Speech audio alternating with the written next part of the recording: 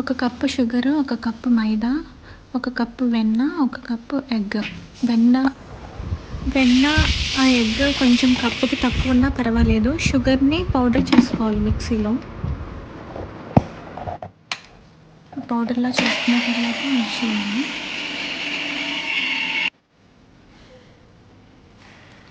తర్వాత మైదాని జల్లించుకోవాలి. అందులో ఒక హాఫ్ స్పూన్ బేకింగ్ పౌడర్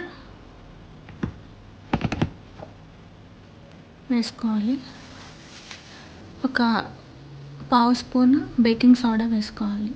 ఈ 3 కలిపి జల్లించుకోవాలి. మైదా, బేకింగ్ పౌడర్, బేకింగ్ సోడా 3 కలిపి జల్లించుకోవాలి.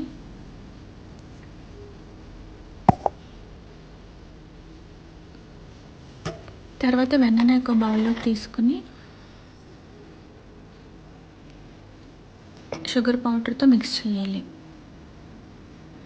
షుగర్ పౌడర్ అంతా మెల్ట్ అయిపోయి వెన్న షుగర్ పౌడర్ పూర్తిగా కలిసాక ఒక 2 మినిట్స్ అలా చేసిన తర్వాత ఎగ్ యాడ్ చేయాలి. ఎగ్ కూడా యాడ్ చేసి ఒక 5 మినిట్స్ బీట్ చేయాలి.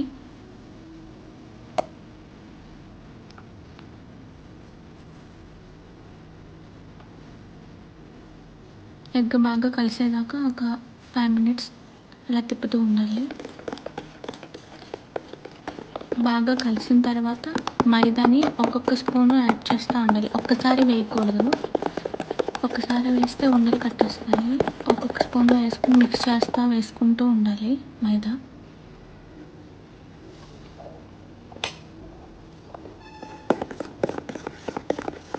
ఇలా మిక్స్ చేస్తూ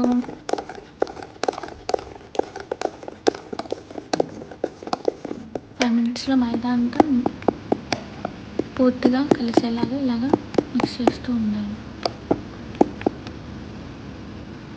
ఇప్పుడు ఒక 50 ml పాలు తీసుకుని అందులో వెనిలా ఎసెన్స్ వేసుకుని ఇది కూడా అందులో యాడ్ చేయాలి. యాడ్ చేసి కొంచెం బాగా కలిసేలాగా కలిపి